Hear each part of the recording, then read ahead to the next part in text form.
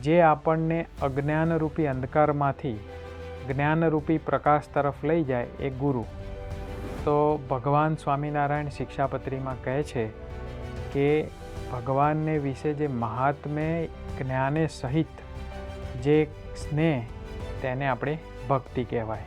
શ્વેતાશ્વતર ઉપનિષદની એક શ્રુતિ એમાં લખેલું છે કે યસ્ય દેવે પરા ભક્તિ યથા દેવે તથા ગુરો તસ્યે તે કથિતા યર્થાહ પ્રકાશંતે મહાત્મનઃ. કે જેવી એ જીવને પરોક્ષ દેવને વિશે પ્રતીતિ છે એવી જ જો પ્રત્યક્ષ ગુરુરૂપ હરિને વિશે આવે તો જેટલા કંઈ અર્થ પ્રાપ્ત થવાના કયા છે સર્વે અર્થ એને પ્રાપ્ત થાય છે. કે ગુરુ ભક્તિની વ્યાખ્યામાં 3 વસ્તુ આવે. એક તો હેત હોવું જોઈએ, એક તો આજ્ઞાનું પાલન, અને ત્રીજી વસ્તુ એમના પ્રત્યે નિર્દોષ ભાવ તો ખાસ હોવો જોઈએ.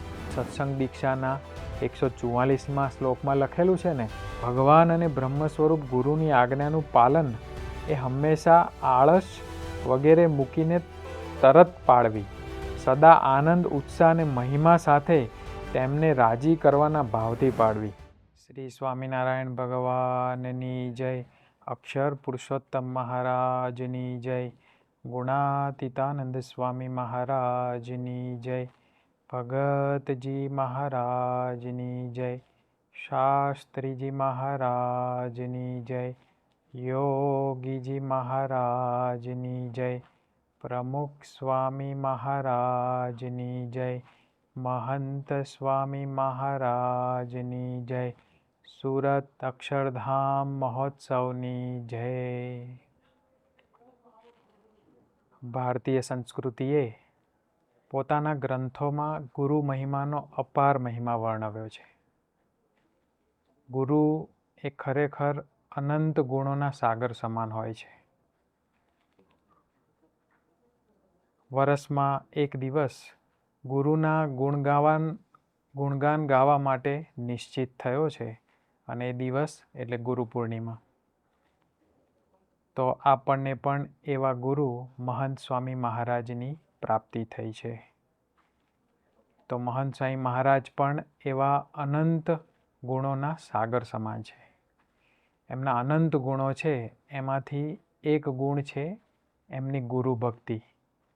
તો આજે ગુરુ પૂર્ણિમાના પાવન અવસરે આપણે મહંત સ્વામી મહારાજના ગુરુ ભક્તિ વિષયક ગુણને આપણે માણીશું. ગુરુ ભક્તિ. ગુરુ ભક્તિની સામાન્ય વ્યાખ્યા શું થાય? તો ગુરુ ભક્તિ એટલે ગુરુ પ્રત્યે કરવામાં આવતી ભક્તિ એટલે ગુરુ ભક્તિ. હવે આપણે જાણીએ છીએ કે આપણે નાનપણથી ગુરુની વ્યાખ્યા સમજ્યા છીએ કે ગુરુ એટલે શું? તો ગુ એટલે અંધકાર અને રૂ એટલે પ્રકાશ. જે આપણને અજ્ઞાનરૂપી અંધકારમાંથી જ્ઞાનરૂપી પ્રકાશ તરફ લઈ જાય એ ગુરુ. અને ભક્તિ એટલે શું? તો ભગવાન સ્વામિનારાયણ શિક્ષાપત્રીમાં કહે છે કે ભગવાનને વિશે જે મહાત્મ્ય જ્ઞાને સહિત જે સ્નેહ તેને આપણે ભક્તિ કહેવાય. એટલે આ રીતે ગુરુ ભક્તિની વાત થઈ. શ્રીજી મહારાજ આ ગુરુ ભક્તિનો મહિમા જણાવતા વચનામૃત ગઢડા અંત્ય પ્રકરણના બીજા વચનામૃતમાં વાત કરે છે. તેઓ એક શ્રુતિની વાત કરે છે. વચનામૃતમાં જો કે આ શ્રુતિનો ઉલ્લેખ નથી, પણ એ શ્રુતિ આ પ્રમાણે છે. એ છે શ્વેતાશ્વતર ઉપનિષદની એક શ્રુતિ. એમાં લખેલું છે કે યસ્ય દેવે પરા ભક્તિ યથા દેવે તથા ગુરો તસ્યે તે કથિતા યર્થાહ પ્રકાશંતે મહાત્મનઃ. તેમનો અર્થ જણાવતા ભગવાન સ્વામિનારાયણ કહે છે કે જેવી એ જીવને પરોક્ષ દેવને વિશે પ્રતીતિ છે એવી જ જો પ્રત્યક્ષ ગુરુરૂપ હરિને વિશે આવે તો જેટલા કંઈ અર્થ પ્રાપ્ત થવાના કયા છે સર્વે અર્થ એને પ્રાપ્ત થાય છે. એટલે મોટે ભાગે આપણા હિન્દુ ધર્મમાં 4 પ્રકારના જે અર્થ કહેવામાં આવ્યા છે, ધર્મ, અર્થ, કામ અને મોક્ષ, કહેતા કે પરમપદની પ્રાપ્તિ આપણને થાય છે જો આપણે આ ગુરુ ભક્તિ આપણા ગુરુ પ્રત્યે અદા કરીએ તો. આવી અદ્ભુત ગુરુ ભક્તિની વાત ભગવાન સ્વામિનારાયણે વચનામૃતમાં કરી છે તેને જ સરળ શબ્દોમાં મહંત સ્વામી મહારાજે પણ વ્યક્ત કરી છે. એક વખત એક શિબિરના પ્રશ્નોત્તરીના ભાગરૂપે મહંત સ્વામી મહારાજને પૂછવામાં આવ્યું કે બાપા ગુરુ ભક્તિની સાચી વ્યાખ્યા શું? એટલે મહંત સ્વામી મહારાજે જણાવ્યું કે એક તો ગુરુમાં હેત, બીજું ગુરુ જે પ્રમાણે કહે તે પ્રમાણે તેમની આજ્ઞાનું પાલન કરવું, અને ત્રીજું ગુરુમાં નિર્દોષ ભાવ ખાસ. આ 3 વસ્તુ હોય એટલે કે હેત, આજ્ઞાપાલન અને તેમના પ્રત્યે નિર્દોષ ભાવ અથવા દિવ્ય ભાવ, તો એ સાચી ગુરુ ભક્તિ કહેવાય, અથવા આ જે પાળતો હોય એને સાચો ગુરુ ભક્ત કહેવાય. તો આજે આપણે મહંત સ્વામી મહારાજે પોતાના ગુરુઓ પ્રત્યે કેવી રીતે ગુરુ ભક્તિ અદા કરી છે તેને કેટલાક પ્રસંગો દ્વારા જોવાના છીએ. આમ તો આપણે જાણીએ છીએ કે મહંત સ્વામી મહારાજને શાસ્ત્રીજી મહારાજનો એવો કોઈ ડાયરેક્ટ સંબંધ થયેલો નહોતો. ફક્ત તેઓ પોતે 6 મહિનાની ઉંમરના હતા ત્યારે તેમના પિતાજી મણિભાઈ એઓ શાસ્ત્રીજી મહારાજ પાસે એમને આશીર્વાદ અપાવેલા, અને શાસ્ત્રીજી મહારાજે મહંત સ્વામી મહારાજના માથે એ વખતે હાથ મૂક્યો હતો અને એમનું નામ કેશવ પાડેલું હતું. આટલો જ એમને યોગ થયેલો. બાકી તો પોતે નાના હતા એ વખતે શાસ્ત્રીજી મહારાજ એમના ઘરે અવારનવાર આવતા, પણ એની કોઈ સ્મૃતિ મહંત સ્વામી મહારાજને રહી હતી નહીં. એટલે આટલો અલ્પ યોગ છતાં પણ આપણે જોઈએ છે કે જ્યારે જ્યારે મહંત સ્વામી મહારાજ શાસ્ત્રીજી મહારાજની વાત આવે ને તો પોતે એકદમ કેફમાં આવી જાય, અને પોતે ઘણી વખત પોતે બોલે કે જો શાસ્ત્રીજી મહારાજ ના હોત ને તો આપણે કોઈ અહીં ના હોત. જે કાર્ય કોઈ ના કરી શકે એવું કાર્ય એમણે કરી બતાવ્યું. એ કયું કાર્ય? તો અક્ષર પુરુષોત્તમની વાત શાસ્ત્રોમાં પડી હતી એ વાત એમને મૂર્તિમાન કરી દીધી અને મધ્યખંડમાં અક્ષર પુરુષોત્તમ પધરાવી દીધા. એટલે આવી રીતે શાસ્ત્રીજી મહારાજની જ્યારે જ્યારે વાત આવે ને ત્યારે મહંત સ્વામી મહારાજ પોતે આવી રીતે એકદમ પોતે કેફમાં આવી જાય, અને એમના આપણને વિચારોમાં, એમના પ્રવચનોમાં, એમની ગોષ્ઠીઓમાં હંમેશા શાસ્ત્રી મહારાજનું આપણને પ્રાધાન્ય જોવા મળે છે. એક પ્રસંગ કેવો બન્યો કે તારીખ 13 જાન્યુઆરી 2020 એ દિવસે મહંત સ્વામી મહારાજ પોતે સુરતમાં હતા, અને ત્યાં એક હરિભક્તનો પ્રશ્ન મહંત સ્વામી મહારાજ આગળ રજૂ કરવામાં આવ્યો પત્રલેખન સમયે. હરિભક્તનો પ્રશ્ન એ હતો કે બાપા મારે નવું ઘર લેવું છે, પણ એ ઘરનો દરવાજો છે ને એ દક્ષિણ દિશામાં ખુલે છે, તો આ ઘર લેવું કે નહીં? મહંત સ્વામી મહારાજ એક પણ ક્ષણનો વિલંબ કર્યા વગર બોલ્યા કે આ ઘર ના લેવું, અને પછી તરત જ પોતે બીજું વાક્ય બોલ્યા કે શાસ્ત્રીજી મહારાજ ના પાડતા. આમ એમના પ્રવચનોમાં તો શાસ્ત્રીજી મહારાજની વાત આવે જ છે, પણ એમના જે નિર્ણયો હોય છે એમાં પણ આવી રીતે બ્રહ્મ સ્વરૂપ શાસ્ત્રીજી મહારાજની રુચિ જ હંમેશા પ્રેરણા એમને આપતી હોય છે. આ તો થઈ એમના નિર્ણયોની વાત. પણ જ્યારે શાસ્ત્રીજી મહારાજ દર્શનની વાત આવે ત્યારે પણ મહંત સ્વામી મહારાજ પોતે હંમેશા એમના દર્શનમાં એકદમ ગરકાવ થઈ જતા હોય છે. એક પ્રસંગ નૈનપુરમાં કેવો બન્યો તારીખ 25 જૂન 2020 એ દિવસે મહંત સ્વામી મહારાજની સમક્ષ એક ગ્રંથ લાવવામાં આવ્યો. ગ્રંથનું નામ હતું યજ્ઞ પુરુષ સ્મૃતિ ગ્રંથ. હવે મહંત સ્વામી મહારાજનો જમવાનો રાત્રિનો સમય લગભગ 8 વાગ્યાનો હોય છે. એ દિવસે પણ 8 વાગવામાં લગભગ 2 મિનિટનો સમય હતો, એટલે સમયનો સદુપયોગ કરતા સંતોએ આ ગ્રંથ હતો એ લાવીને મહંત સ્વામી મહારાજની સામે ભોજનના ટેબલ ઉપર મૂકી દીધો. બસ મહંત સ્વામી મહારાજને આ જ જોતું હતું. પોતે તો ગ્રંથ જોવા લાગ્યા, એક પછી એક પેજ ફેરવતા જાય, અને એટલા ઊંડા ઉતરી જાય આજુબાજુમાં શું ચાલે છે એનો કંઈ ખ્યાલ જ ના રહ્યો, અને દરેકે દરેક પાનું ફેરવતા જાય, અને જાણે આમ દરેકે દરેક પાનામાં આનંદ માણતા હોય એમ પોતે મલકાતા હતા.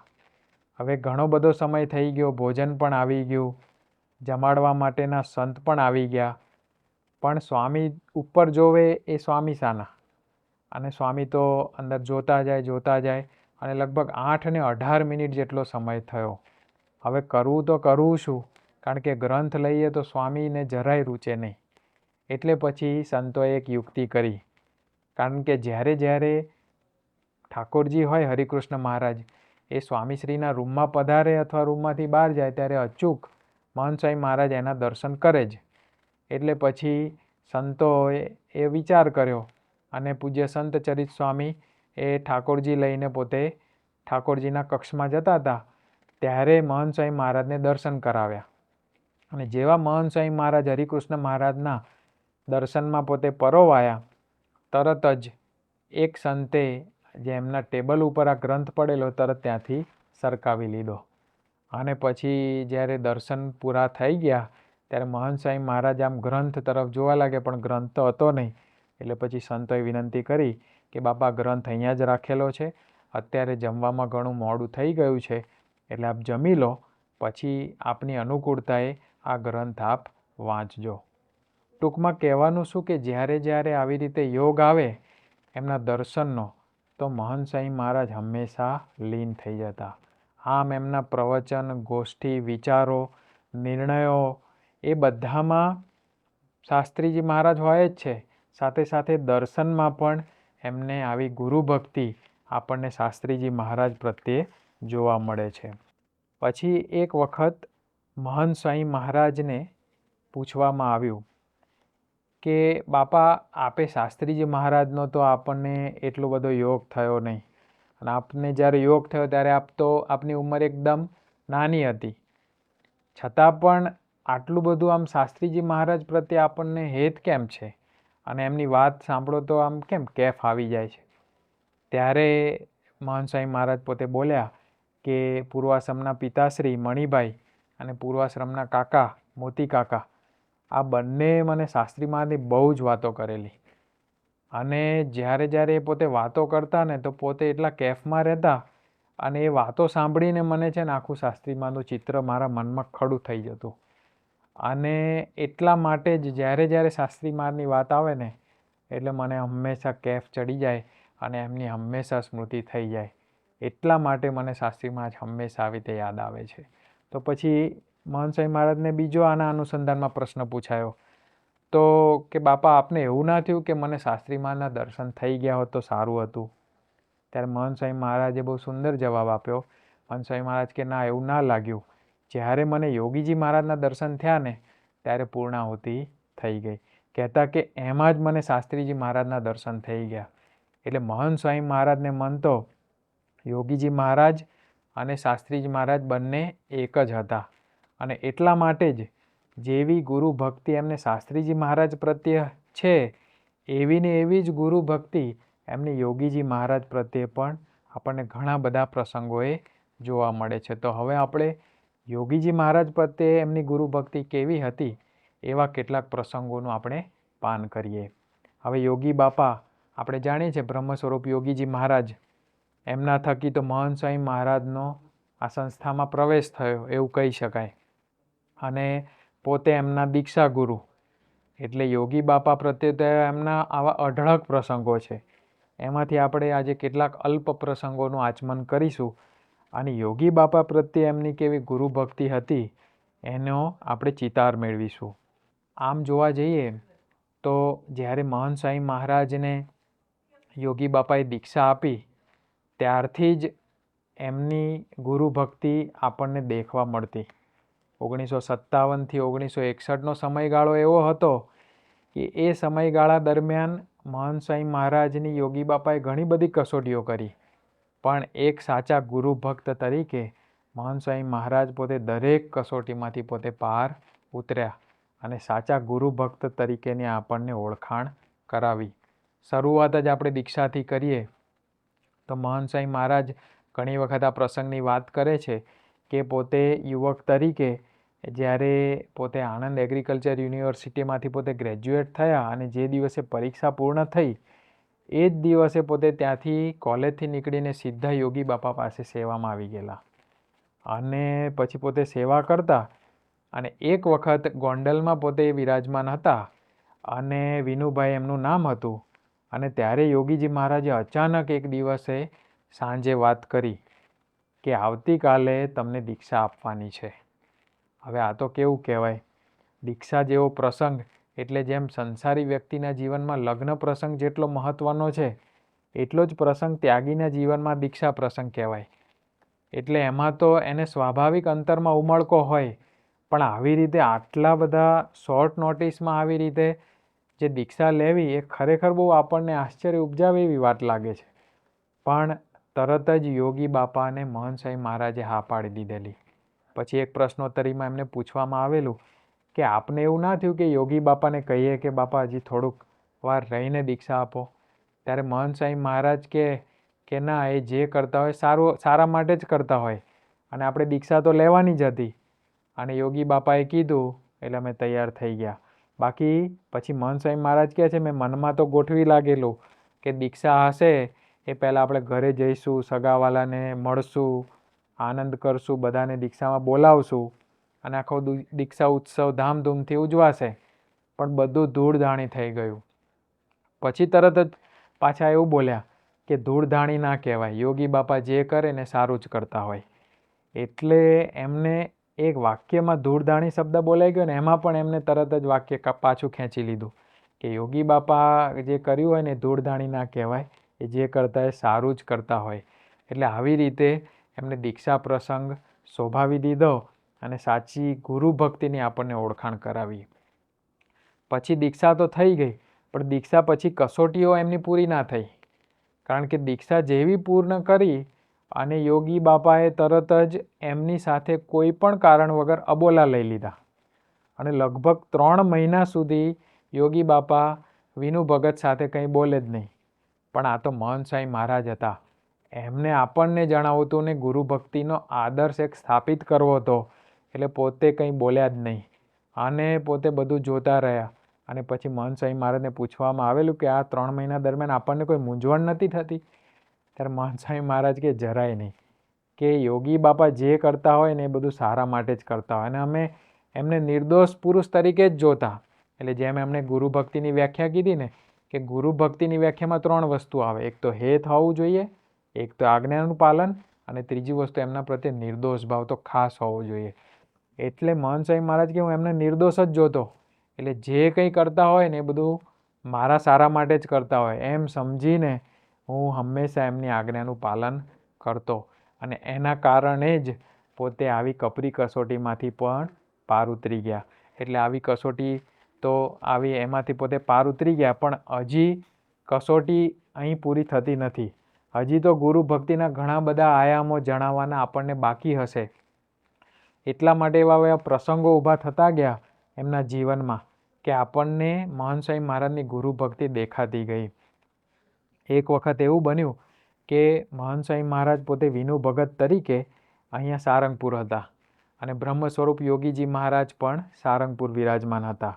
હવે જે સારંગપુરમાં યોગી બાપાનો પ્રાસાદિક જે કક્ષ છે ત્યાં પોતે મચ્છરદાનીમાં પોતે આરામ કરતા હતા યોગી બાપા. અને બાજુમાં જ એમને યોગી બાપાએ આજ્ઞા કરેલી કે વિનુ ભગત તમારે અહીંયા પથારી કરીને સૂઈ જવાનું. હવે ઉનાળાનો સમય હતો, મચ્છર ઘણા હતા અને યોગી બાપા તો મચ્છરજાળીમાં, એટલે બધા મચ્છરો વિનુ ભગત ઉપર આવે. એટલે પછી થોડો બફારો થતો હતો અને મચ્છરનો પ્રશ્ન હતો. એટલે તરત જ વિનુ ભગત પોતે પથારી લઈને બહાર જે જૂનો સભા મંડપ છે ત્યાં પોતે આવી ગયા. અને હજી તો પથારી પાથરીને જે આડા પડવા જતા હતા ત્યાં જ પાછળ યોગી બાપા આવ્યા. અને યોગી બાપાએ તરત પૂછ્યું કે કેમ મને એકલા મૂકીને બહાર આવી ગયા? કે ચલો તમે મને એકલા મૂકીને બહાર આવી ગયા, કાલે ઉપવાસ કરી લેજો. હવે આ તો કેવી કસોટી કહેવાય. આમ તો નિયમ પ્રમાણે જોવા જઈએ તો એક મંદિરમાં 2 સંત રહેતા હોય તો એમાં કંઈ જોડનો નિયમ તૂટતો નથી. એટલે ઉપવાસની કોઈ એવી શક્યતા જ ના રહે. આપણું તાર્કિક મન સ્વાભાવિક આવી દલીલ કરે. પણ મહંત સ્વામી મહારાજ વિનુ ભગત તરીકે કંઈ જ બોલ્યા નહીં. અને આ તો યોગી બાપાની પ્રસાદી છે એમ જાણીને એમને આવી રીતે પૂરેપૂરો ઉપવાસ કર્યો. પણ જરા પણ શંકા રજૂ ના કરી કે શેનો ઉપવાસ, એવું કંઈ કીધું નહીં. એટલે જે કીધું છે ને કે ગુરુની આજ્ઞાનું યથાર્થ પાલન કરવું એ મહંત સ્વામી મહારાજે કરી બતાવ્યું. આવો જ બીજો પ્રસંગ આ વિચરણ દરમિયાન જ બન્યો કે જ્યારે વિનુ ભગત બ્રહ્મ સ્વરૂપ યોગીજી મહારાજ સાથે વિચરણમાં હતા અને વિચરણ કરતાં કરતાં પોતે અડવાળમાં વિરાજમાન હતા. હવે પ્રસંગ એવો બન્યો કે એ વખતે અડવાળમાં યોગી બાપાને સમાચાર આવ્યા કે પ્રમુખ સાંઈ મહારાજ પોતે અડવાળ આવે છે અને રાયકા સ્ટેશને ઉતરવાના છે. તો યોગી બાપાએ વિનુ ભગતને આજ્ઞા કરી કે પ્રમુખ સાંઈ મહારાજ રાયકા સ્ટેશને બપોરની ગાડીમાં આવે છે, તો તમે માટલીમાં ઠંડુ પાણી લઈને પ્રમુખ સાંઈ મહારાજને તેડવા માટે જાઓ. એટલે આજ્ઞા તો આપણને સામાન્ય લાગે, પણ આજ્ઞાની આજુબાજુનો વિચાર કરીએ તો આપણને ખ્યાલ આવે કે આ કયા સમયમાં આજ્ઞા કરેલી. એક તો ઉનાળાનો સમય હતો, બીજું આગલા દિવસે એકાદશીનો ઉપવાસ હતો, અને ઉપવાસના પારણાના દિવસે બપોરે નીકળવાનું હતું. અને તમારામાંથી જેણે નિર્જળા ઉપવાસ કર્યો હશે એને ખ્યાલ જ હશે કે જ્યારે પારણાનો દિવસ હોય ત્યારે બપોરે જમ્યા પછી અતિશય નિદ્રા આવતી હોય છે, અને જ્યારે આપણે બપોરે સૂઈ જઈએ ત્યારે જ ઉપવાસની સમાપ્તિ થઈ હોય એવો આપણને અનુભવ થાય. હવે આવા સમયે ઉનાળાના ધમધોખતા તાપમાં યોગી બાપાએ આજ્ઞા કરી કે તમારે માટલીમાં પાણી લઈને જવાનું રાયકા સ્ટેશને.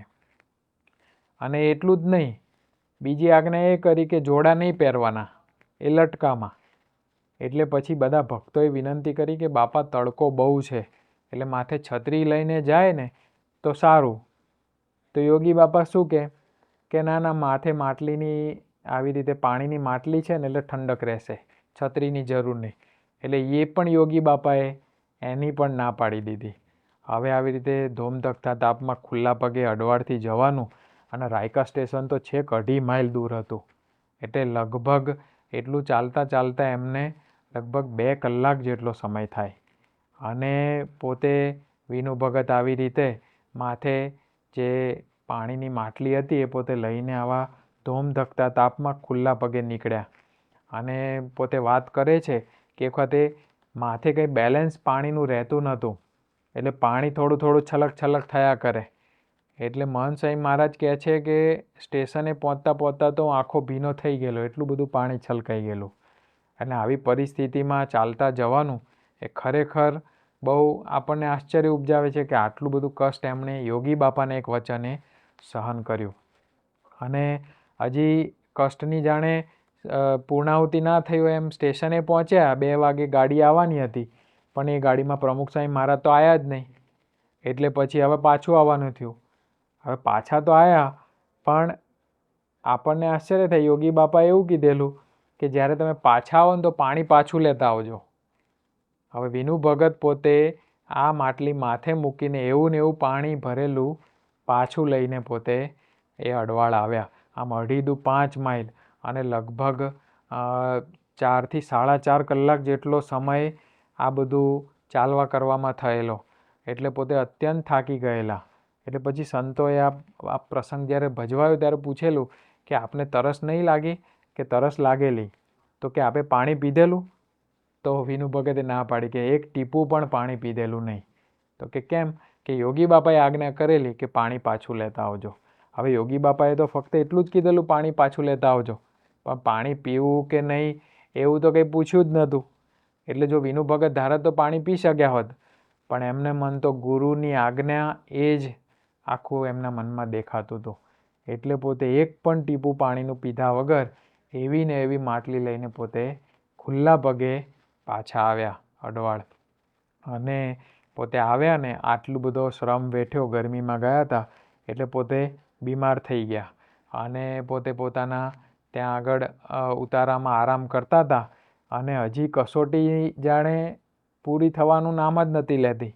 અને ત્યાં પોતે આરામ કરતા હતા, ત્યાં આ બાજુ યોગી બાપાએ કથા ચાલુ કરી. અને કથા ચાલુ કરીને એમણે જોયું તો વિનુ ભગત દેખાતા નહોતા. એટલે પછી એમણે પૂછ્યું કે વિનુ ભગત ક્યાં છે? એટલે હરિભક્તોએ વાત કરી કે બાપા આજે થોડા બીમાર થઈ ગયા છે અને સૂતા છે. એ કે ના ના, બોલાવો વિનુ ભગતને, કથામાં બેસાડો કે બધાને દર્શન થાય ને. એમ કરીને આવી પરિસ્થિતિમાં વિનુ ભગતને બોલાવ્યા. અને જેવા વિનુ ભગતને બોલાવ્યા ને તરત જ પોતે સફાળા બેઠા થઈ ગયા અને આવીને કથામાં બેઠા. પણ પછી એમને જ્યારે પ્રશ્નોત્તરીમાં પૂછવામાં આવ્યું કે તમે એવું ના કીધું કે આવી રીતે હું માંદો છું તો અત્યારે સૂઈ જાઉં, તો તમને એવા કંટાળો ને એવું ના આવ્યું? ત્યારે વિનુ ભગત બહુ સરસ વાત કરી કે ના, મને તો આનંદ આનંદ આનંદ હતો.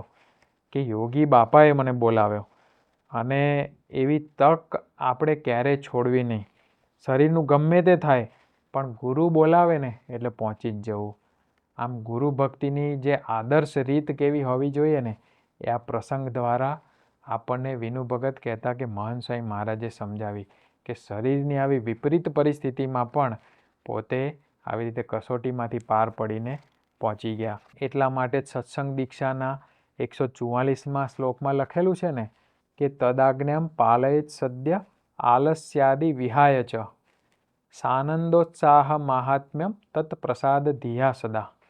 એટલે કે ભગવાન અને બ્રહ્મ સ્વરૂપ ગુરુની આજ્ઞાનું પાલન એ હંમેશા આળસ વગેરે મૂકીને તરત પાળવી, સદા આનંદ ઉત્સાહ અને મહિમા સાથે તેમને રાજી કરવાના ભાવથી પાડવી.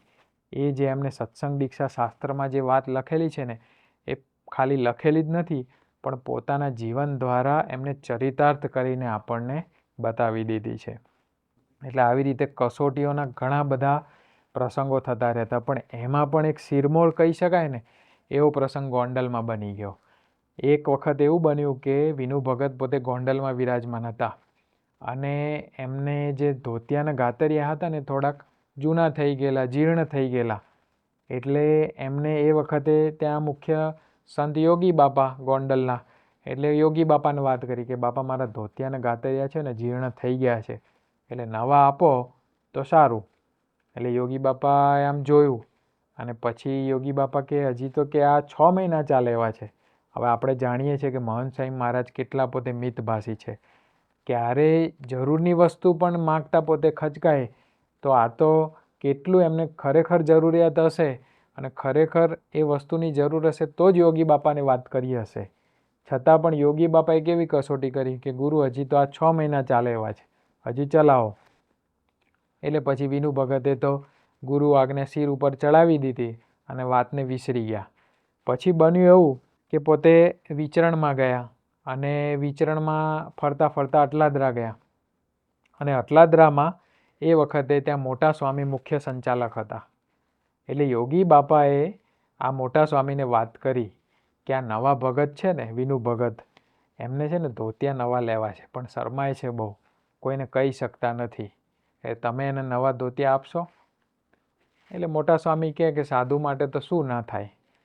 તરત જ વિનુ ભગતનો સંપર્ક કર્યો અને વિનુ ભગતને વાત કરી, અરે ગોંડાના ભાઈ ધોતિયા જોઈએ છે એમાં શું શરમાય છે કે હાલ તને ધોતિયા આપું. અને તરત જ પોતે કોઠારમાં લઈ ગયા અને સરસ ટાંકામાંથી નવા ધોતિયું અને ગાતરિયું એમને ફાડીને આપ્યું. અને એ વખતનો એવો રિવાજ અને આજે પણ રિવાજ છે કે જ્યારે આવી રીતે સંતો નવા ધોતિયા ગાતરિયા લે ત્યારે પોતાના ગુરુ પાસે એને પ્રસાદીના કરાવે.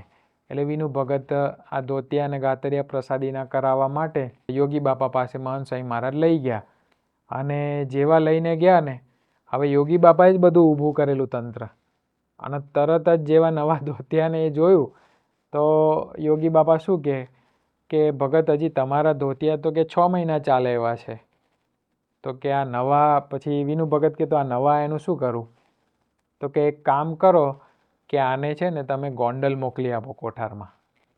હવે આપણે બધા જાણીએ છીએ કે યોગી બાપા ગોંડલનું મમત્વ બહુ રાખતા, એટલે એવી એમને પ્રકૃતિ ધારણ કરેલી. આમ તો મોટા પુરુષને કોઈ સ્થાનનું બંધન હોતું નથી પણ આપણી કસોટી કરવા માટે પોતે આવા ચરિત્ર કરતા હોય છે. એટલે યોગી બાપાએ આવું ચરિત્ર કર્યું વિનુ ભગતની સમક્ષ કે એક કામ કરો કે તમે છે ને આને ગોંડલ મોકલી આપો. હવે પોતે જ વાત કરેલી મોટા સ્વામીને કે આમને નવા ધોતિયા અપાવો. હવે એ ધોતિયા લઈને ગયા ત્યારે એમણે એવી વાત કરી કે આને ગોંડલ મોકલી દો. હવે આપણું હોય તો મન તર્ક ના કરે કે આવું કેમ કરતા હશે, એક ધોતિયા જ ગાતરિયા લેવા છે ને બીજા ક્યાં આપણે મોટી સેવા માગી લીધી છે. છતાં પણ યોગી બાપા જે કરતા ને બધું દિવ્ય, એવું જ પોતે મહંત સ્વામી મહારાજ હંમેશા માને છે અને એ વખતે પણ માનતા. પછી તો આ વાત પૂરી થઈ અને વિચરણ કરતાં કરતાં યોગી બાપા અને વિનુ ભગત અમદાવાદ આવ્યા. એ વખતે અમદાવાદમાં મુખ્ય સંચાલક સંત પૂજ્ય નિરંજનમુક્ત સ્વામી હતા. એટલે યોગી બાપાએ નિરંજનમુક્ત સ્વામીને બોલાવ્યા અને એમને વાત કરી કે આ તમારા ભાઈબંધ છે ને, એટલે વિનુ ભગતની વાત કરતા હતા, એ બહુ શરમાય છે પણ કોઈને કહી શકતા નથી, એમને નવા ધોતિયા અને ગાતરિયા જોઈએ છે તો તમે આપશો? એટલે નિરંજનમુખ સ્વામીના સમવયસ્ક જેવા કહેવાય વિનુ ભગત. એટલે પોતે તો મિત્ર જેવા જ હતા. એટલે કીધું એમાં શું કે સાધુ માટે તો આપણે કોઠાર ખુલ્લા જ છે. તરત જ વિનુ ભગતને લઈ ગયા અને કે એમાં શરમાવાનું શું, મને કીધું તો હું આપી દેત. અને વિનુ ભગત તો બધું આમ જાણતા અને યોગી બાપાનું આ બધું જે બધી લીલાઓ કરતા એ બધી આમ સંભાળતા પોતે પહોંચી ગયા અને નવા ધોતિયા અને ગાતરિયા લઈ લીધા. પછી એને પ્રસાદીના કરાવવા માટે ફરી પાછા યોગી બાપા પાસે પહોંચ્યા. અને યોગી બાપા પાસે જેવા પ્રસાદીના કરવા ગયા ને તો યોગી બાપાએ શું કીધું કે ભગત હજી તમારા ધોતિયા તો કે 6 મહિના ચાલે એવા છે, આની કોઈ જરૂર નથી. તો વિનુ ભગતે તરત જ કીધું તો આને શું કરું? તો યોગી બાપા કે એક કામ કરો કે આને છે ને પેક કરીને ગોંડલ મોકલી દો. હવે આવું કીધું. હવે ખરેખર આપણે જો વિચારવા જઈએ તો કોઈ પણ વ્યક્તિ હોય ને તો આવા પ્રસંગમાં હલી જ જાય. પણ વિનુ ભગત પોતે એકદમ સ્થિર રહ્યા અને જેમ યોગી બાપાએ કીધું ને એમ એમણે પોતે ધોતિયા મોકલી આપ્યા. એટલે આવી રીતે એમણે પોતે ગુરુ ભક્તિ અદા કરી. છેવટે પછી યોગી બાપાએ તો ખરેખર જરૂરિયાત હતી એટલે હરિભક્ત પાસે સેવા કરાવીને એમને ધોતિયા અપાવેલા. પણ મહંત સ્વામી મહારાજને જ્યારે પ્રસંગ પૂછવામાં આવ્યો ત્યારે પોતે એવું બોલેલા કે આપણે એમના જંબુરિયા થઈએ ને તો જ આપણને આવી બધી લીલાઓનો લાભ મળે. આમ પોતે આ બધી એને લીલા ગણતા. જેને આપણને મનમાં શંકા થાય એવા પ્રસંગોને પોતે લીલા ગણતા. કારણ કે એમને ગુરુને ગુરુ માનેલા અને એટલા માટે ગુરુ ભક્તિ અદા કરવા માટે સૌથી અગત્યની વસ્તુ છે કે એમના દરેક ચરિત્રોમાં દિવ્ય ભાવ રાખવો. આ બધા પ્રસંગો તો જોયા એ આપણે દીક્ષા પછીના જોયા. પણ આપણને આશ્ચર્ય થાય કે દીક્ષા પહેલાં પણ આવો જ દિવ્ય ભાવ અને નિર્દોષ ભાવ એ મહંત સ્વામી મહારાજને પોતાના ગુરુ યોગી બાપા પ્રત્યે હતો. કહેતા કે આવીને આવી જ ગુરુ ભક્તિ એમને યોગી બાપા પ્રત્યે હતી. પ્રસંગ એવો બનેલો કે પોતે યુવકમાં વિચરણ કરતા હતા અને યોગી બાપા પાસે વિચરણ કરતાં કરતાં ત્યાં ભાદરણ ગામમાં પહોંચ્યા. અને એ સમયે પોતે વિનુભાઈ બીમાર પડ્યા અને પેટમાં થોડી ગડબડ થઈ ગઈ. એટલે એ વખતે એવું કહેવાતું કે પિચોટી ખસી જાય અને તો આવી પેટમાં ગડબડ થાય. એટલે યોગી બાપા થોડું એમને પિચોટીનું જ્ઞાન હતું. એટલે તરત જ યોગી બાપાને જાણ કરી કે વિનુભાઈ બીમાર પડ્યા છે.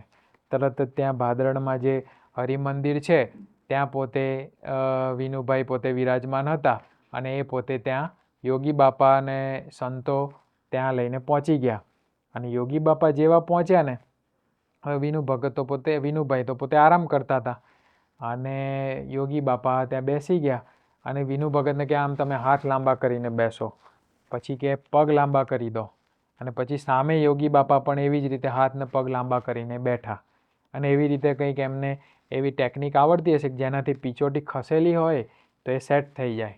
અને એવી તૈયારી જ કરતા હતા ત્યાં યોગી બાપાને કંઈ યાદ આવ્યું કે એક કામ કરો, તમે બેસી રહો, હું છે ને સૂંઠ અને ગોળની ગોળી લઈ આવું, એ પહેલાં આપણે ખાઈ લઈએ અને પછી આ પિચોટીનું કરીશું તો જલ્દી તમારે સેટ થઈ જશે. એટલે યોગી બાપા તો પછી મેળા ઉપરથી નીચે ઉતરીને સૂંઠ અને ગોળની ગોળી બનાવવા ગયા અને આ બાજુ વિનુભાઈ પોતે રાહ જોવે યોગી બાપાની. પણ રાહ જોવે એટલું જ નહીં, યોગી બાપાએ શું કીધું હતું કે તમે અહીં રાહ જુઓ, હું પેલી સૂંઠની ગોળી લઈને આવું.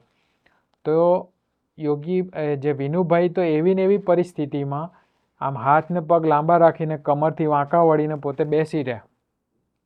અને યોગી બાપા તો 5 મિનિટ થઈ, 10 મિનિટ થઈ, 15 મિનિટ થઈ, અડધો કલાક થયો, યોગી બાપા દેખાય નહીં. પણ વિનુભાઈ એની એ સ્થિતિમાં અને લગભગ પોણો કલાક થયો ત્યારે યોગી બાપા આવ્યા અને પેલી સૂંઠની ગોળી ખવડાવીને પછી બીજું કાર્ય કર્યું. પણ જ્યારે આ પ્રસંગની મહંત સ્વામી મહારાજ આગળ રજૂઆત થઈ ત્યારે એમને પૂછવામાં આવ્યું કે તમને આમ કંટાળો ના આવ્યો કે આવી રીતે યોગી બાપા મૂકીને જતા રહ્યા? તો કે ના મને તો બહુ મજા આવતી હતી. કે આપ શું કરતા હતા? કે હું સ્મૃતિ કરતો હતો. હવે આમાં આવી પરિસ્થિતિમાં આપણને સ્મૃતિ થાય?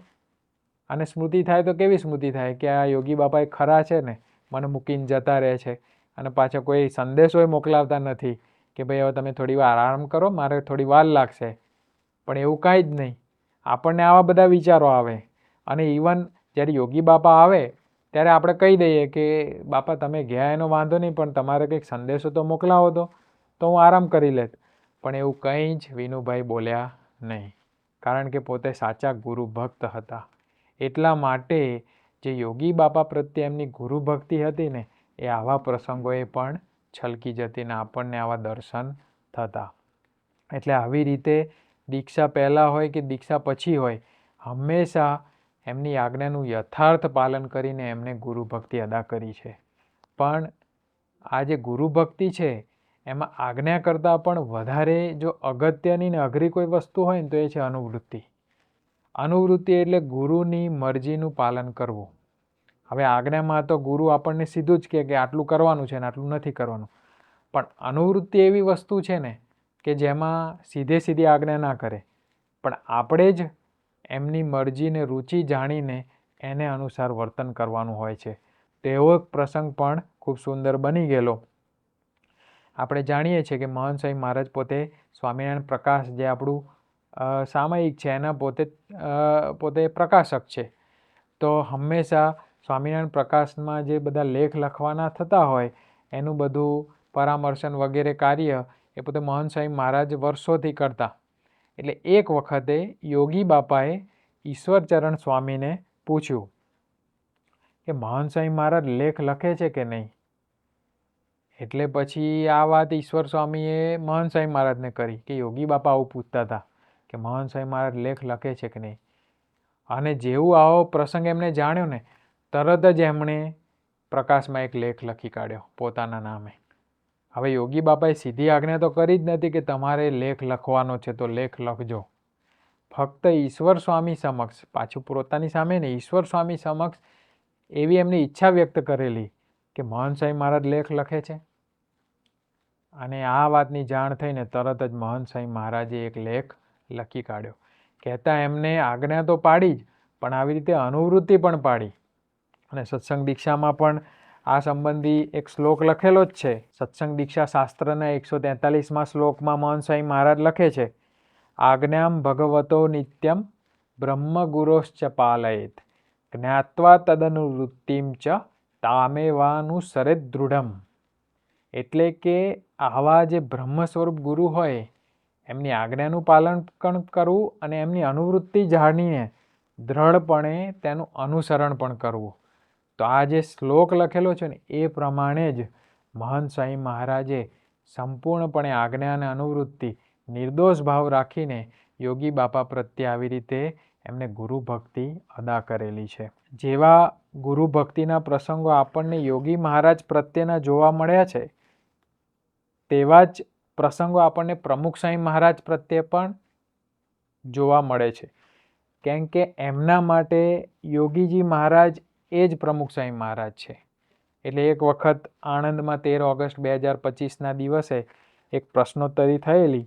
એમાં મહંત સ્વામી મહારાજને પ્રશ્ન પૂછવામાં આવ્યો કે આપ યોગી બાપા સાથે 20 વર્ષ રહ્યા, ત્યારબાદ પ્રમુખ સ્વામી મહારાજ સાથે રહ્યા. આમ યોગી બાપા અને પ્રમુખ સ્વામી મહારાજની બાહ્ય પ્રકૃતિ જુદી જણાય, છતાંય આપને બંને ગુરુઓ વિશે એક સરખો ભાવ રહ્યો અને બંનેની આપે સરખી સેવા કરી તો આવું કઈ રીતે થઈ શક્યું. ત્યારે મહંત સ્વામી મહારાજે બહુ સુંદર જવાબ આપ્યો કે તાત્વિક રીતે જાણીએ ને તો બધા એક જ છે.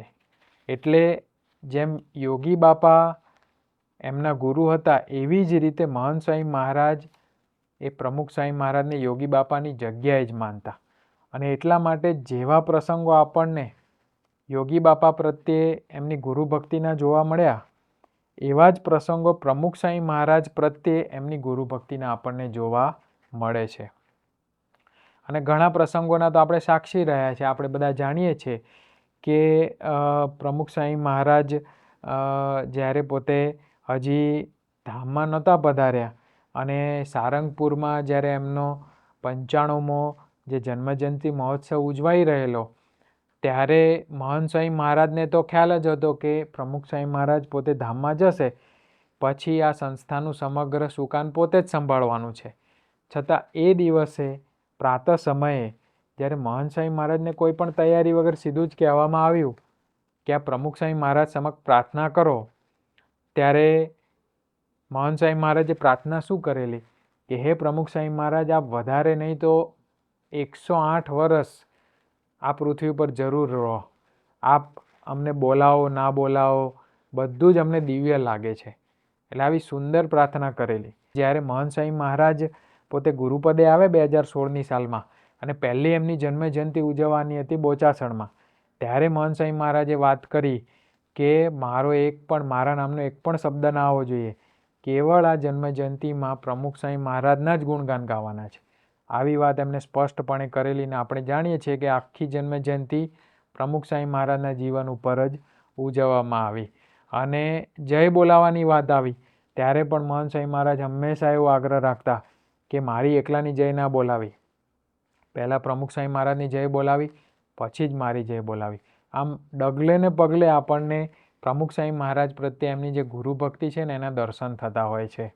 અને એવા ઘણા બધા પ્રસંગો છે, એમાંથી આપણે કેટલાક પ્રસંગોનું આજે આચમન કરીશું તો આપણને ખ્યાલ આવશે કે એમની ગુરુ ભક્તિ કેવી હતી. 5 ઓક્ટોબર 2016ના દિવસે મહંત સ્વામી મહારાજ પોતે નડિયાદમાં વિરાજમાન હતા અને ત્યાંથી પોતે જિજ્ઞેશભાઈ કંઈક હરિભક્ત છે આણંદના, એમની ગાડીમાં બેસીને પોતે ત્યાં આણંદ અક્ષર ફાર્મ જવા માટે નીકળતા હતા. અને ગાડીમાં મુસાફરી દરમિયાન આ જે જિજ્ઞેશભાઈ છે એમણે પોતે વાત કરી કે બાપા અત્યાર સુધી છે ને હું પોતે બિલ્ડર છું, એટલે મારી બધી ઘણી બધી સાઇટો બધી ચાલે છે. એ બધી સાઇટોના નામ પ્રમુખ સ્વામી મહારાજ પરથી રાખેલા છે. તો મારી ખાસ એવી ઈચ્છા છે કે હું જે અત્યારે નવું ઘર બનાવું છું ને એનું નામ મારે આપના નામ ઉપરથી, એટલે મહંત સ્વામી મહારાજનું દીક્ષિત નામ છે સાધુ કેશવ જીવનદાસ, એટલે મારે છે ને આપના નામ ઉપરથી આ ઘરનું નામ કેશવ પેલેસ રાખવું છે. તો હું રાખું? તરત જ મહંત સ્વામી મહારાજે સ્પષ્ટ ના પાડી દીધી કે ના, નથી રાખવાનું. પછી જિજ્ઞેશભાઈ વાત કરી કે પ્રમુખ સ્વામી મહારાજ જ્યારે ગુરુપદે હતા ત્યારે હું એમના નામ ઉપરથી બધી સાઇટના નામ રાખતો હતો, હવે તો આપ ગુરુપદે છો તો આપનું નામ ના રાખી શકાય. તો મહંત સ્વામી મહારાજે ત્યારે પણ સ્પષ્ટપણે ના પાડી દીધી, ના, કે પ્રમુખ સ્વામી મહારાજનું જ નામ રાખો. એટલે પછી સંતોએ પૂછ્યું કેમ? તો કે પ્રમુખ સ્વામી મહારાજના નામમાં બધું આવી ગયું. એટલે જ્યારે આવી પોતાના ગુરુની વાત આવે ને ત્યારે પોતાનું અસ્તિત્વ હંમેશા પોતે મિટાવી દેતા, પોતે જાણે કાંઈ છે જ નહીં, આ દુનિયામાં પોતાનું કંઈ નામ નિશાન નથી. પોતાની ગુરુની વાત આવે ત્યારે હંમેશા આવી રીતે આપણા ગુરુ વર્તન કરતા હોય છે ને પોતાની ગુરુ ભક્તિ અદા કરતા હોય છે. જ્યારે આજ્ઞા પાળવાની વાત આવે ને ત્યારે હંમેશા એમણે ક્યારેય પોતાના શરીર સામે જોયું નથી. ત્યાં 2023ની સાલમાં ચંદ્રગ્રહણની સભા હતી અને એમાં બધા પ્રસંગો નીકળતા હતા.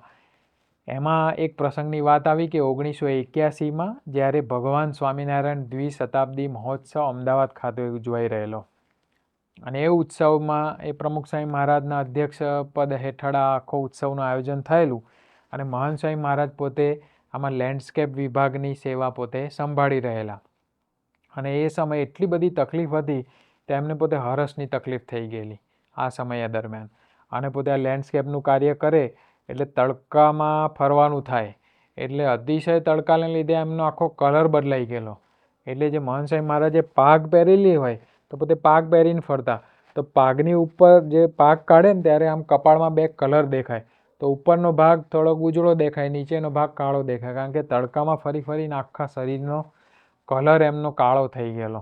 એટલે મહંત સ્વામી મહારાજને આ ગ્રહણની સભામાં પૂછવામાં આવ્યું કે આપ આવી રીતે આપનો કલર બદલાઈ ગયેલો તો આપને કંટાળો ના આવ્યો?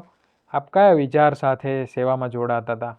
ત્યારે મહંત સ્વામી મહારાજે બહુ સુંદર વાત કરી કે ગુરુ માટે શું ન કરવું, કાળા ધોળા બધા કલર બદલાય તો એ શું, આવી વાત એમણે કરી. પછી એના જ અનુસંધાનમાં બીજો પ્રશ્ન પૂછાયો કે બાબા આપ તો એ વખતે સદગુરુ પદે હતા, જો આપ ધારત તો આપની નીચે તો ઘણા બધા સ્વયંસેવક હતા, આપ આજ્ઞા કરી શક્યા હોત ને કે ભાઈ તમે આટલું કાર્ય કરી દો, તો આપે કેમ આજ્ઞા ના કરી? ત્યારે મહંત સ્વામી મહારાજ શું કહે છે કે બસ ગુરુ માટે જ કરવાનું, આજ્ઞા કરીએ ને બીજા કરે એ ના બકે, મારે જ કરવું પડે. એટલે પોતે જ ઘસાવવું પડે તો જ આપણે સાચા ગુરુ ભક્ત કહેવાય. હવે પોતે જ ભવિષ્યના ગુરુ હતા છતાં પણ કેવો ગુરુ ભક્તિનો આદર્શ આપણા માટે પૂરો પાડ્યો કે પોતે બધી સેવા કરી અને આવી રીતે પ્રમુખ સ્વામી મહારાજ પ્રત્યે એમને ગુરુ ભક્તિ અદા કરી. આવી રીતે આજ્ઞા તો પાડી, પણ આપણે આગળ જોયું ને કે આજ્ઞા કરતાં વધારે અઘરી ને વધારે અગત્યની શું છે?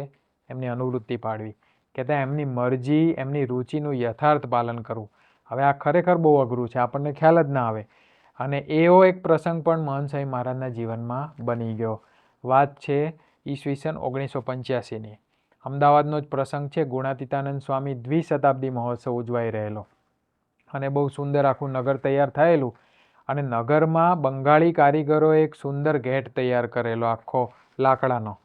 પણ કંઈક બનાવજોગ બન્યું એવું કે એમાં થોડી આગ લાગી અને જે આખો 3 ભાગમાં જે આખો ગેટ હતો ને એમાંથી 2 ભાગ આખા બળી ગયા અને 2 ભાગ બળી ગયા ને અડધો એક જ ભાગ બાકી રહ્યો. એટલે બહુ ખરાબ લાગતું હતું. એટલે પછી તાત્કાલિક મિટિંગ બોલાવવામાં આવી. હવે મિટિંગમાં બધા જ સભ્યો હતા, જે મહોત્સવ સમિતિના સભ્યો, વડીલ સંતો, પ્રમુખ સ્વામી મહારાજ પોતે પણ હતા, હરિભક્તો પણ, આગેવાન હરિભક્તો પણ હતા. હવે આ મિટિંગ થઈ. એ મિટિંગમાં પછી બધાએ વાત કરી કે આવો બંગાળી કારીગરો તો આ બધા બનાવીને નીકળી ગયા, પાછા આવવાના નથી. હવે શું કરવું? આ અડધો ગેટ તો કેવો ખરાબ દેખાય. એના કરતાં આ ગેટ છે ને આપણે ઉતારી લઈએ. હવે પ્રમુખ સ્વામી મહારાજની ઈચ્છા હતી કે ગેટ રાખવો છે, પણ આવી રીતે બધા એક મતે જ્યારે બોલ્યા ને કે ભાઈ આપણે ગેટ ઉતારી લેવો છે, એટલે પ્રમુખ સ્વામી મહારાજ પણ બધાની રુચિમાં ભળી ગયા અને નિર્ણય લેવાઈ ગયો કે હા ચલો આપણે ગેટ ઉતારી લઈએ. પણ મહંત સ્વામી મહારાજને પ્રમુખ સ્વામી મહારાજની અનુવૃત્તિ, રુચિ, મરજી ખ્યાલ હતી. એમને ખ્યાલ હતો કે પ્રમુખ સ્વામી મહારાજની ઈચ્છા છે કે ગેટ રાખવો છે અને મહંત સ્વામી મહારાજે પોતે બીડું ઝડપ્યું અને એમણે ફરીથી વાત કરી બધાને ભેગા કરીને કે આપણે છે ને ગેટ રાખવો છે, ગેટ ફરીથી આપણે ઊભો કરી દઈએ. એટલે બધા પછી જાત જાતના પ્રશ્નો ઊભા કર્યા કે ભાઈ મિટિંગમાં આપણે નક્કી થઈ ગયું છે, પ્રમુખ સ્વામી મહારાજે કીધું છે. પણ મહંત સ્વામી મહારાજ તો રુચિ જાણતા હતા. એમણે કીધું ના, ગમે તે થાય આપણે મહેનત કરીએ, થઈ જશે. બધાએ જાત જાતના પ્રશ્નો, દલીલો, તર્કો રજૂ કર્યા. પણ મહંત સ્વામી મહારાજ મક્કમ હતા. એમણે કીધું કે ના, થઈ જશે. ઘણા બધા એમને ન કહેવાના શબ્દો પણ કહ્યા, પણ મહંત સ્વામી મહારાજ એમની દ્રષ્ટિ પોતાના ગુરુ પ્રત્યે જ હતી અને એમણે ગુરુ ભક્તિ અદા કરવી હતી. એટલે એમણે બીજું બધું બાજુમાં મૂકી દીધું કે થઈ જશે. પછી એમણે પોતે જ બીડું ઝડપ્યું, કારણ કે બીજા બધાની તો રુચિ જ નથી.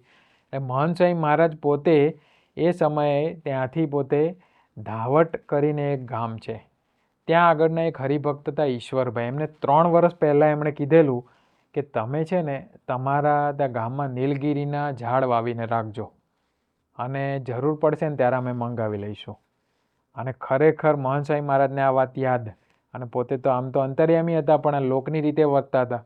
એમને તરત જ ત્યાં આગળ ગાડી મોકલી, ઈશ્વરભાઈને પણ જાણ કરી દીધી કે આપણે નીલગિરીના જે ઝાડ વાવેલા ને એને હવે કાપવાનો સમય આવી ગયો છે, એને ઉપયોગ કરવાનો સમય આવી ગયો છે. તમે છે ને એ બધું લાકડું ગાડી મોકલું છે એમાં ગાડીમાં ભરીને મોકલી આપજો. અને આ બાજુ ગાડી ગઈ, ધાવટ ગામમાં લાકડું ભરાઈ ગયું. ગાડી પાછી આવી અને આ બાજુ જ્યારે મહોત્સવ સ્થળ ઉપર જ્યારે બધું લાકડું આવી ગયું, આ બાજુ સંતો તૈયાર જ હતા. મહંત સ્વામી મહારાજની આગેવાની નીચે બધા તૈયાર હતા.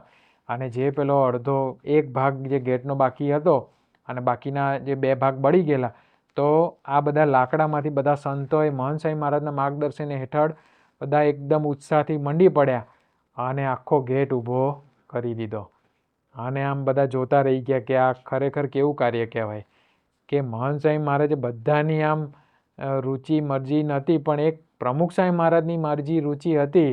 તો એના આધારે એમણે બધું તંત્ર ફેરવ્યું અને આવી રીતે એમણે આખો ગેટ ઊભો કર્યો અને ખરેખર બહુ સુંદર ગેટ થયો. અને પ્રમુખ સ્વામી મહારાજ પણ પોતે રાજી થઈ ગયા અને આવી રીતે ગુરુ ભક્તિ અદા કરી. આમ પ્રમુખ સ્વામી મહારાજની આજ્ઞા અને અનુવૃત્તિ એમ બંને પાડીને મહંત સ્વામી મહારાજે પળે પ્રમુખ સ્વામી મહારાજ પ્રત્યે તેમની ગુરુ ભક્તિ હંમેશા અદા કરી છે. આમ તાત્વિક રીતે જોઈએ તો બંને સ્વરૂપો એક જ છે, પણ જ્યારે ગુરુ ભક્તિની વાત આવે ને ત્યારે હંમેશા પોતે પોતાની જાતને ન્યૂન કરી દે. અમદાવાદમાં આવો એક પ્રસંગ બનેલો 29 જુલાઈ 2022ના દિવસે. એ દિવસે મહંત સ્વામી મહારાજ ત્યાં નીચે ભોજન કક્ષમાં પોતે ભોજન પૂર્ણ કર્યું.